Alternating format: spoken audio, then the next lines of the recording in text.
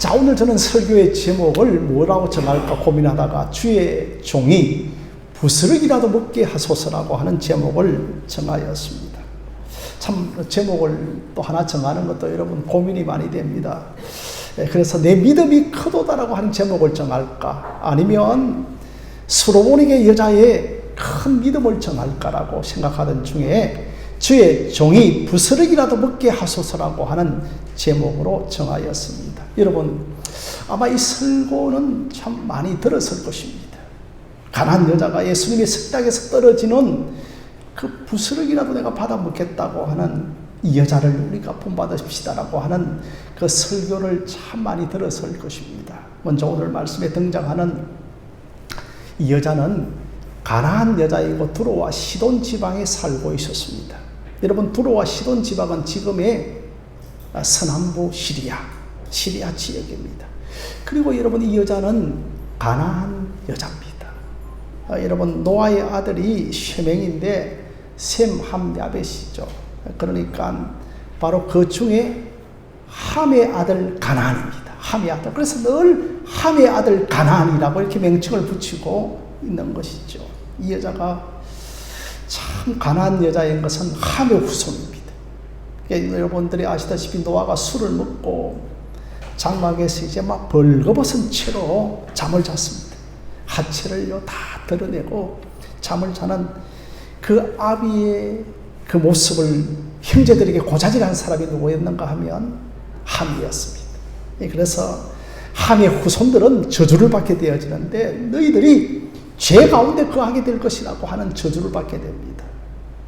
너희들은 언약에서 제외될 것이고 이들은 망할 자들이고 도무지 이들과 함께 살 수 없는 자들이고 너희들은 저 가난한 사람과 모든 관계를 끊으라고 저주를 받은 족속이 바로 가나안 족속이라는 겁니다.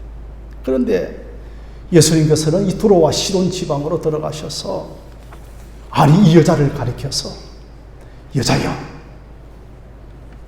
너는 큰 믿음을 가진 자라고 칭찬을 하십니다.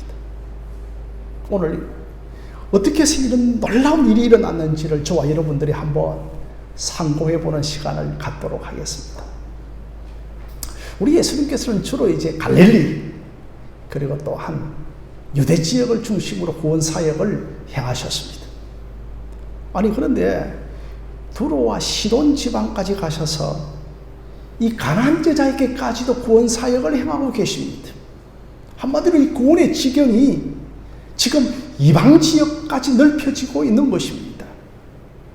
여러분, 이 두로와 시돈, 옛날에는 이 페니키아 지역이라고 했어요. 페니키아 지역이라고 했어요. 페니키아 지역에서 여러분 문자가 만들어지기도 하고, 그래서 여러분 또 베니게라고 하기도 합니다. 그러니까 여러분 시리아 지역이죠. 시리아를 또 여러분 성경에서는 수로라고 하는 지역으로 부릅니다. 그러니까 이 가난한 여자를 다른 성경에서는 수로보니게 여자라고 하는 것이죠. 수로보니게 여자라고 부릅니다. 여러분, 이 수로보니게에서 또 수로 사렙다에서 성경에서 일어난 큰 사건이 하나 있습니다. 구약 성경에서 어떤 사건일까요? 이 사렙다 가부의 집에 누가 찾아가는가 하면 엘리야가 찾아갑니다. 내일 먹을 양식도 없습니다. 오늘 먹을 양식을 독자와 함께 먹고 죽으려고 생각했는데 아니 이 엘리야가 찾아가서 그 음식을 내게 바치라고 공개해라고 하는 겁니다. 여러분, 그 사건이 일어난 곳이 어디냐 하면 수로, 사렙다, 수로보니게 이런 지역이라고 할 수 있겠죠. 아무튼 예수님께서는 이 이방 지역까지 이제 딱 들어가신 것입니다. 유대 사람들은 선민의식이 굉장하게 강했기 때문에 유대인과 이방인들을 정확하게 구별을 합니다. 기본적으로 딱 경계를 두고 저들은 마주할 자가 될 자가 아니라고 인식을 하였습니다. 아니 우리들도 어릴 때에 뭐 학교 마당이나 또 동네 마당에서 아니 놀이 중에 하나가 선 끊는 놀이가 있었습니다. 선 끊기 놀이가 있었습니다. 너 이 선을 넘어오면 안 돼. 난 이 선을 넘어가면 안 되라고 하는 선놀이가 있었습니다. 그런데 우리 예수님께서 경계를 넘어간 것입니다. 반대로 해석하면 이 여인이 경계를 넘어온 것입니다. 정말 이방인들은 절대로 들어올 수 없는 선을 지금 들어온 것이고, 이방인들에게 가서는 안 될 선을 지금 경계의 선상을 넘어간 것입니다. 성도 여러분, 복음이 무엇입니까?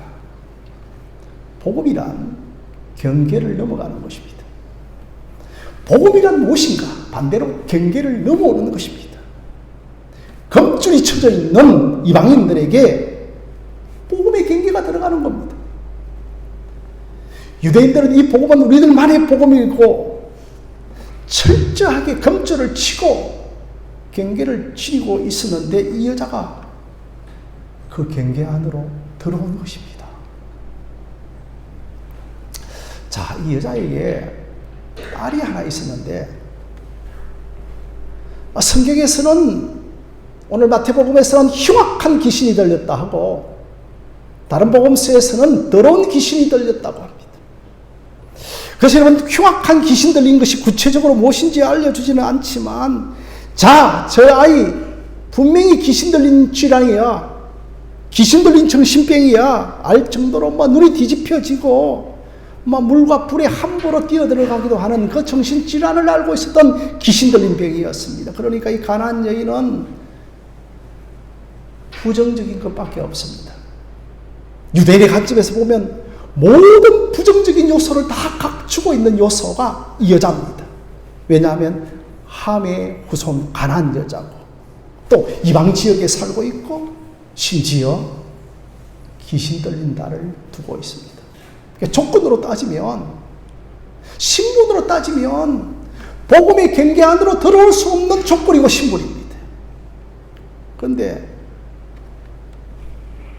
가만히 보면 이 복음의 경계선상 안으로 들어올 수 있는 조건 하나를 갖추고 있습니다. 뭐냐 하면 딸이 아프다는 겁니다. 딸이 심하게 흉악한 귀신이 들렸다는 것입니다. 딸이 아프면, 자식이 아프면 엄마든 아빠든 정신이 없습니다. 자기가 아픈 것은 뭔가 정리가 되어지고 포기가 되어지는데, 자식이 아프면 마음이 정리가 안 됩니다. 이 여인이 아마 이 변방에서 소문으로 예수에 관한 소식을 들었을 것입니다. 그것도 예수가 뱀 고치는 소식을 들었을 것입니다. 그런데 여러분, 소문과 소식으로만 듣고 믿을 수가 있겠습니까? 그러지 못했을 것입니다. 아마 주저하고 확신이 없었을 것입니다. 그런데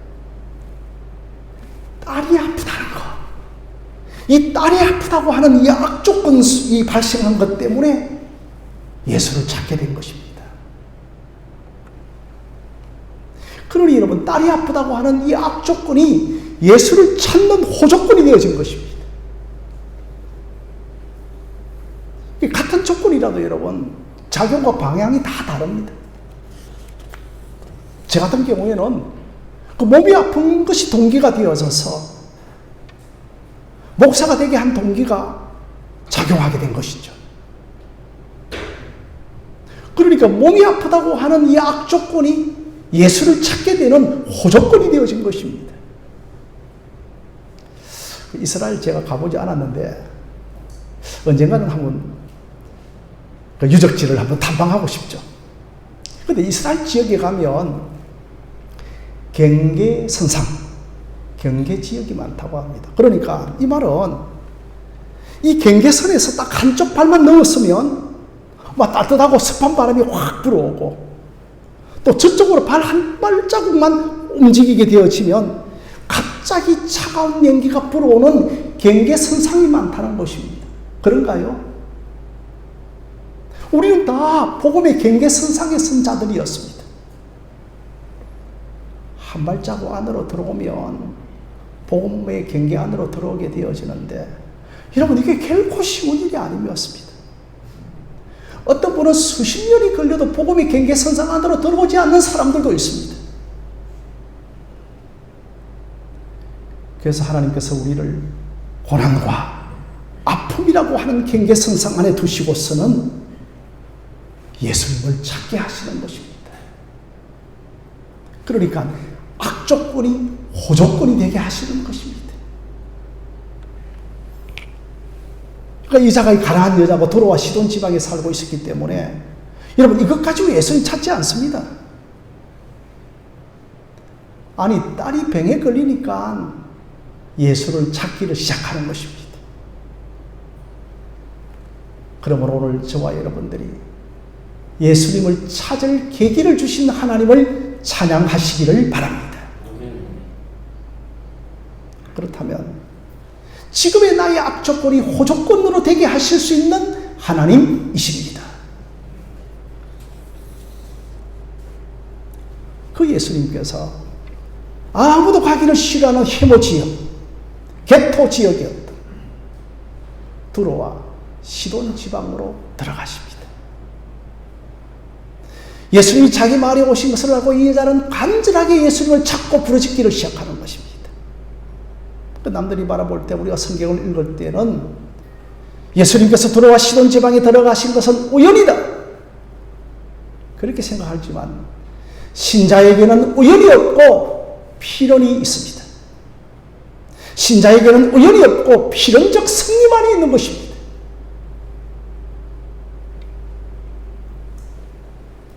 예수님께서 내딛는 발걸음 하나하나, 예수님께서 내뱉는 말씀 하나하나가 다 구속사적인 말씀이요 우리를 향한 구속사적인 여정인 것입니다. 내가 아프다는 것, 내가 고난을 당하고 있다는 것은 내 인생을 향한 하나님의 구속사를 쓰기 위한 여정이고 복음의 경계 안으로 들어오게 하시는 하나님의 필연인 것입니다. 여러분들이 우리 교회에 왜 오셨습니까? 필연입니다. 우연이 아닌 것입니다. 여러분을 향하신 하나님의 구속사를 쓰기 위한 여정이고 이곳 이 자리에서 치료받기 위한 여정인 것을 기억하시기를 바랍니다. 그래서 여러분 22절 말씀을 보면 가난한 여자 하나가 소리를 확 지르며 부르짖을 때 주 다윗의 자손이여 우리를 불쌍히 여기소서 내 딸을 고쳐달라고 간절하게 부르짖고 있습니다. 그런데 여러분 여기에서 중요한 것은 뭐냐 하면 이 가난한 여자가 그 지경에서 나왔다라고 말씀을 하고 있습니다. 아니 우리는 뭐 평범하게 예수가 오셨으니 예수 앞으로 달려왔습니다. 이 정도로 우리가 평범하게 읽어도 되는데 저는 결코 이것을 쉽게 놓칠 수가 없는 것입니다. 그 지경 안에서 나왔다는 것입니다. 평범하게 저는 읽어지지 않습니다. 바로 그 여인이 불신 지경에서 세상이 지배하는 지경에서 마귀 사탄이 지배하는 그 세상에서 나와서 복음의 지경 안으로 들어간 것입니다. 내가 이 지경에 있다가는 부패요, 멸망이요, 죽음이요, 구원을 받지 못할 것을 알고 그 지경을 벗어난 것입니다. 사랑하는 성도 여러분, 복음은 지경을 벗어나야 합니다. 복음은 내가 지금 머물고 있는 이 지경의 것을 떠나야 하는 것입니다. 그러므로 믿음은 떠남이 있는 것입니다. 아브라함아 떠나라. 갈대아 우르를 떠나라. 본토 친척 아비집을 떠나라. 아브라함이 떠나서 갈 바를 알지 못하여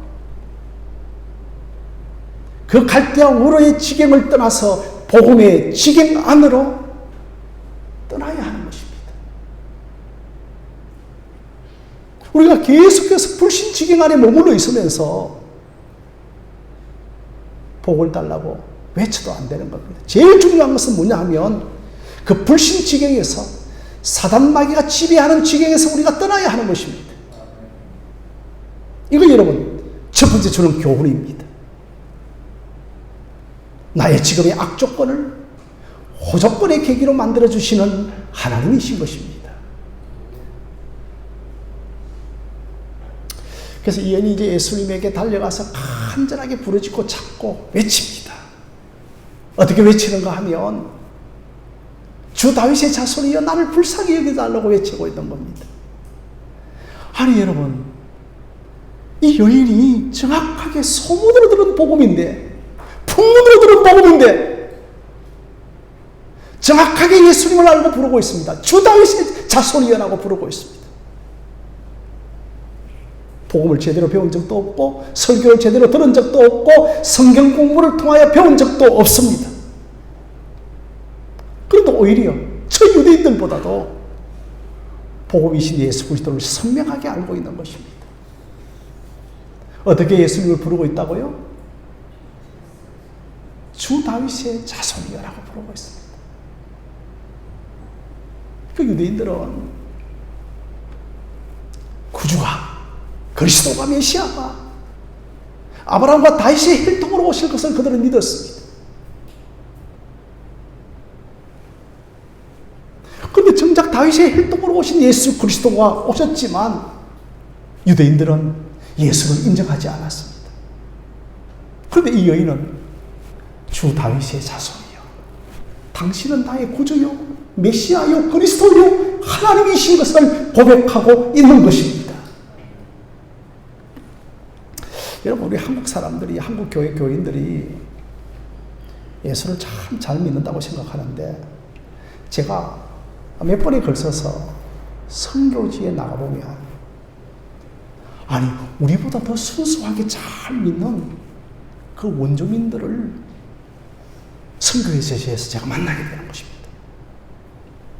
아니 그분들을 제가 만나게 되어지면 부끄러워서 제가 말씀을 드릴 수가 없는 것입니다. 말씀을 전하기가 참 힘이 듭니다.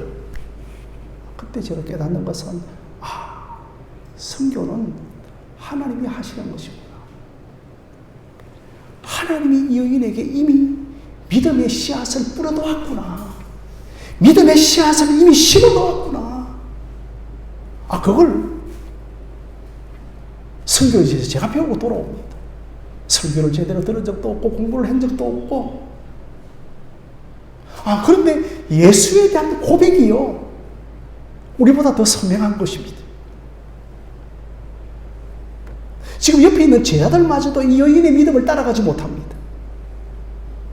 성경도 예배도 언약도 말씀도 제대로 배우지 못한 이 여인이 예수를 만난 겁니다. 지금 주 예수의 이름을 부르고 있는 것입니다. 그 여인이 정신없이 주 예수 다윗의 자손이여라고 부르고 있습니다. 내 딸을 좀 고쳐달라고 외치는데, 이 정도 하면 얼마나 가상합니까? 어여쁩니까? 그런데 우리 예수님께서 단 한 말씀도 대답하지 않습니다. 심지어 24절에 나는 이스라엘 집에 잃어버린 양 외에는 다른 데로 보내심을 받지 아니하였다라고 말씀을 하고 있습니다. 그러니까 유대인들이 구원받는 것이 먼저이고 너희들은 한참 순서가 뒤에다라고 말씀을 하시는 겁니다. 성도 여러분, 그러면 이 말씀이 허락입니까? 거절입니까? 이 말씀이 거절이죠. 그러니까 여러분들의 입장이라면 허락할까요? 거절할까요? 예수님의 입장에 내가 서야 되니까 거절할 것 같지만, 제 같은 경우에는 도와주고 허락할 것 같습니다. 여자여, 일어나라. 내 딸이 고침을 받았노라. 그렇게 저는 말할 것 같은데, 우리 예수님은 유명한 말씀을 합니다. 26절에 자녀의 떡을 취하여 개들에게 던짐이 마땅하지 않다라고 말씀을 합니다. 세상에나 아니 도대체 이렇게 야박하게 냉정하게 예수님 말씀하실 수 있습니까?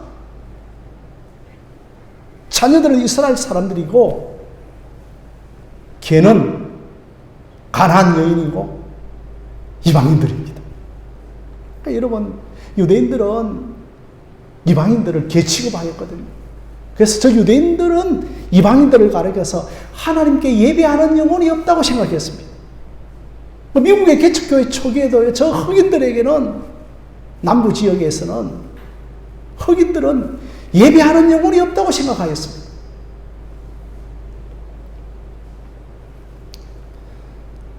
그러니까 예수님께서 이 여자를 개 취급하니까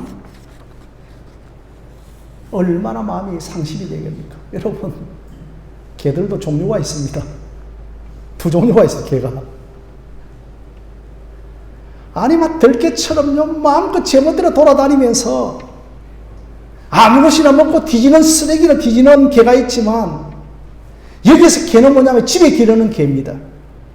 수인과 뭐 사이가 가깝겠죠. 주인이 돌봅니다.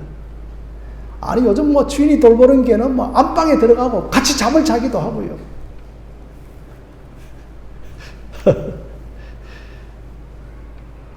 그러나 이제 이걸 한번 생각해 보았습니다. 아무리 사랑받는 개라 할지라도 남편보다 밥을 먼저 주겠습니까? 자기 딸보다 자식들보다 밥을 먼저 주는 주인이 있겠습니까? 있나요? 내가 이 땅에 온 것은 아브라함과 다윗의 자손인 유대인들에게 내가 복음을 전하기 위하여 온 것이고, 너 이방인들에게는 한참 뒤에야 복음의 빛이 비춰질 것이라. 아직은 너희들이 구원의 때가 아니라고 하는 말씀입니다. 옛날에요, 어른들이 얘야, 물 마시는데도 순서가 있다고 했습니다. 아직 너희들의 순서가 아니라는 겁니다. 그러니까 이 여자가 지금 두 번에 걸쳐서 예수님에게 냄새와 거절과 수치와 박대를 당하고 있습니다. 제가 이번 주간에 동네 마트에 갔는데요, 카운터에 가서 계산을 딱 하고 팍 돌아서려고 하는데 갑자기 어떤 건장한 남성하고 부딪혔습니다. 저는 그 남성이 제게 사과할 줄로 생각했는데 사과를 하지 않는 거예요. 그래서 막 위로 쳐다보니까 키가 한 190cm 정도 되어지고 늑대가 이렇게 크고요, 머리를 스포츠카 해가지고 완전히 깍두기더라. 그래서 조용히 나왔습니다. 어떡하겠습니까? 나오면서도 얼마나 수치와 거절과 저 냉대 때문에 기분과 감정이 확 상하는 것입니다. 그러니까 예수님의 이 거절의 말씀이 듣기 거북한 말씀이고 또 감정이 상하는 말씀인 겁니다. 그냥 거절하시지 왜 주인의 상에 떨어지는 음식을 주워 먹는 개라고 말씀을 하십니까? 사랑하는 성도 여러분, 믿음은 시험하는 것이 있습니다. 그러나 이 시험을 잘 통과하면 반드시 주님의 뜻이 있을 줄로 믿습니다. 그 시험과 고난의 끝에는 반드시 주님의 뜻이 있습니다. 여러분, 이 믿음의 시험을 잘 감당할 수 있는 여러분들이 되어주시기를 바랍니다. 예, 그래서 이 여자가요, 27절에 옳소이다. 옳소이다. 예수님. 아니, 걔들도 제 주인의 상에 떨어지는 부스러기를 먹는데 저도 부스러기를 주워 먹겠습니다라고 그렇게 대답을 하는 겁니다. 그러니까 자기 자신을 개로 인정하는 겁니다. 당신은 주인이요, 나는 개 같은 인생입니다. 내 딸만 고쳐주신다면 내가 이런 무한과 수치와 거절을 당해도 상관없다고 하는 모성애의 발로입니까? 모성애의 극치입니까? 모성애가 믿음입니까? 아니, 그래도 우리 예수님께서는 28절에 여자여, 내 믿음이 크도다. 내 소원대로 되리라 하면서 그때부터 이 딸이 고침을 받게 되는 것입니다. 여자야, 너가 내게 그렇게 두 번, 세 번의 모욕과 수치를 당해도 너가 어미의 심정으로 나를 붙잡았으니 참으로 너의 모습이 아름답다. 내가 이스라엘 중에 이만한 모성애를 본 적이 없다. 내 고침을 받아라. 이렇게 말씀하신 것 아니죠? 이건 여러분 믿음이 아니죠. 예수님은 이 여인이 모성애로 나온 것이 아니고 진짜 예수님은 진실하신 분이요. 진짜 믿음으로 예수님께 나온 겁니다. 내가 너를 거절하고 박대한 것은 너의 믿음을 테스트해보기 위함이다. 지금 너의 믿음은 모성애로 나온 것이 아니고 지금 너의 믿음이 하나님이 주신 믿음인 것을 보기 위해서라고 말씀을 하는 겁니다. 여자여, 내 믿음이 크도다. 이런 하나님의 은혜로 여러분들에게 큰 믿음이 있기를 바랍니다. 그러니까 여러분, 큰 믿음의 칭찬을 받은 사람이 유대인들 중에 있었으면 얼마나 좋겠습니까? 성경에 보면 로마 군대의 백부장도요, 이방인이었습니다. 하인이 죽을 병에 걸렸습니다. 내가 너 집에 가서 너 하인을 고쳐주겠다. 주여! 우리 집에 들어오면 내가 감당치 못하게 맹령만 하시옵소서. 그래서 우리 예수님께서 그 로마의 백부장에게 뭐라고 말씀하고, 내가 이방인 중에 이만한 큰 믿음을 만나본 적이 없다라고 칭찬을 하고 계시는 것입니다. 사랑하는 성도 여러분, 큰 믿음은 사이즈와 크기가 아닙니다. 큰 믿음이란 작은 개사시만 하더라도 믿음의 내용이요 질입니다. 예수님을 참되게 진실하게 믿고 의탁하고 맡기는 여러분들이 되어지시기를 바랍니다. 사랑하는 성도 여러분, 우리 모두는 다 가난한 여자들이었습니다. 우리 모두는 다 가난한 여자들이고 이방인들이었고 귀신 들린 자처럼 심령이 부패한 자들이었습니다. 그래서 오늘 설교의 제목이 주의 종이 부스러기라도 먹게 하소서랍니다. 그러니까 내가 음식 부스러기를 먹겠다는 것이 아니라 내 인생 자체가 부스러기라는 겁니다. 내 인생이 미말에 처한 자요, 죄인 중에 계세요. 내 인생이 죽을 인생이라고 하는 것이 내가 부스러기 인생이라는 것입니다. 그러나 사랑하는 성도 여러분, 하나님의 은혜는 부스러기가 없습니다. 하나님의 은혜는 온전하고 하나님의 은혜는 완전합니다. 아니, 우리에게 은혜를 주시는데 저 사람에게는 100% 은혜를 주고 나에게는 왜 20% 은혜를 주십니까? 라고 하는 것이 없습니다. 우리 인생의 부스러기처럼 다가온다 할지라도 지나고 나서 보면 다 하나님의 은혜는 온전한 은혜인 줄 믿으시기를 바랍니다. 그러니 여러분, 어떤 큰 공간에 정바 같은 조그마한 구멍이 하나 있었습니다. 그 속에 빛이 확 들어옵니다. 그 빛이 여러분 부족한 빛인가요? 그 빛은 온전한 빛입니다.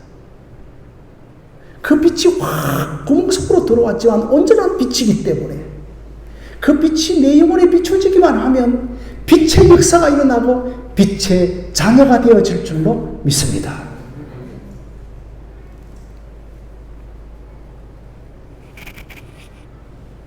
그래서 정말로 지금의 내 형편 속에 너무너무 부스러기 은혜처럼 보이지만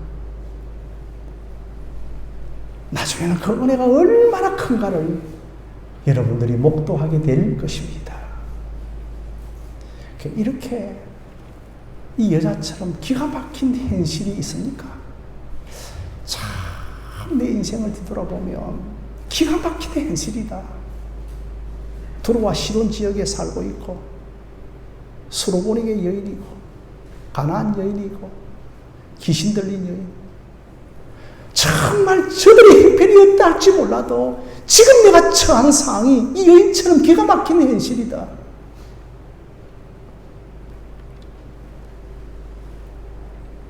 그러나 여러분, 오늘 이 자리에서 예수밖에 답이 없다, 예수밖에 답이 없다고 여러분의 심지를 견고히 하시기를 바랍니다. 주 예수보다도 귀한 것은 없네, 이 세상 위와 바꿀 수 없네. 주 예수보다 귀한 것은 주 예수밖에 없다. 주 예수밖에 없다. 다 이걸 여러분 붙들고 나아가셔야 됩니다. 그러니까 이런 사람을 가리켜 여러분 심령이 가난한 자라는 거. 초대교회 때, 우리 한국 초대교회 때 여러분 이분 이름 들어보신 적 있나요? 백사겸이라고 하는 분이에요. 백사겸. 이름도 뭐 종처럼 이름 지었죠. 백사겸이라고 하는 사람이 어디에 살고 있었는가 하면 평안도 정주에 살고 있었습니다. 이분이 이제 가난한 여자처럼 시각장애인이었고 또 박수무당 아시죠? 박수무당. 못하는 것이 없는 박수무당. 점도 치고 막 무당 노릇도 하는 박수무당. 어느 날 집에 가서 이제 농구 집에 가서 점도 쳐주고 막 굿도 하는데 막 굿발이 안 서는 거예요. 막 몸을 흔들고 지지고 볶고 해도 막 땀만 뻘뻘 흘리는 거예요. 왜 그렇지? 하는 그 자리에 초기에 선교사님이 딱 있던 것이었어요. 선교사님이 있으니까 막 이 박수무당이 굿도 안 되고 막 점도 안 쳐지는 거예요.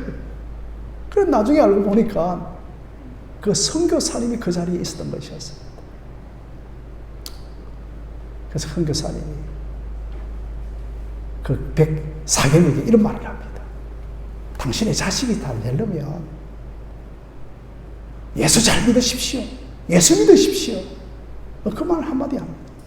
그런데 막 이게 가난한 여자처럼요. 비수처럼 꽂힙니다. 부인할 수가 없고 거절할 수가 없습니다. 그 즉시 여러분 박수무당 하면 돈도 많이 벌었습니다. 교회 다 바치고 교회 들어가서 교회 사찰을 했습니다. 자기의 가장 하루에 기쁜 것은 주 예수보다도 귀한 것은 없네. 예수밖에는 없다. 아침에 새벽에 새벽종을 땡그랑 치는 것이 이 사람의 가장 기쁜 일이었습니다. 아들이 하나 있어요. 선교사님. 영어를 가르쳐 줬습니다. 중학교를 보내고, 그 지역에 이제 고등학교도 없었어. 중국 만주 지역에 신성중학 고등학교까지 보내고. 그곳에서 이 선교사님이 이 백사겸의 아들을요, 미국으로 유학까지 보냈습니다. 그 미국의 명문대학이었던 이 프리스턴 대학을 나오고요, 예일 대학을 나와가지고 철학 박사를 받았습니다. 한국으로 돌아와서 지금은 이제 연세대학이에요. 연희전문대학교 교수가 되었습니다. 그때 이전만 가더라 하더라도 이제 연희전문대학교의 총장들은 이제 선교사님들이 외국인들이 아니고 초대 한국인 첫 총장이 되었습니다. 그 이분의 이름이 누구일까요? 백낙준 교수, 백낙준 박사님이십니다. 문교부 장관도 역임을 하셨죠. 주의 종이 부스럼이라도 먹게 하소서. 예수밖에 내 인생에 없습니다. 정말 나의 이 악조건을 호조건으로 만드시는 하나님을 꼭 붙드는 여러분들이 되어주시기를 바랍니다. 그래서 믿음 없이 떡을 뭐 성큼성큼 먹는 자 아무 소용없습니다. 믿음 없이 떡을 먹는 자가 되는 것이 아니라 나는 부스럼이라도 믿음으로 먹는 자가 되게 하여 주시옵소서. 이런 자들이 여러분 심령이 가난한 자들이에요. 그때 반드시 여러분들이 목도하게 될 것입니다. 이 은혜가 온전한 은혜였구나. 이 은혜가 완전한 은혜였구나. 지금의 부스러기가 온전한 은혜로 만든 것을 믿고 소원 기도하십시오. 저는 요즘에 새벽에 무릎 꿇고 기도하면 교인들을 향하여 그 소원이 올라. 소원 기도해라. 소원 기도. 구약시대 때만 소원 기도하는 것이 아니고 이 시대도 소원 기도하라. 여러분 기도하면서 소원하십시오. 주여 내가 주님이 기뻐하시는 도구가 되기를 원합니다. 내 나이 70, 80이라도 서원 기도하십시오. 주님 반드시 여러분을 써주실 줄로 믿습니다. 온전한 은혜로 여러분의 가정을 회복해 하시고 여러분을 하나님의 사람으로 세워주실 것입니다. 아멘입니다.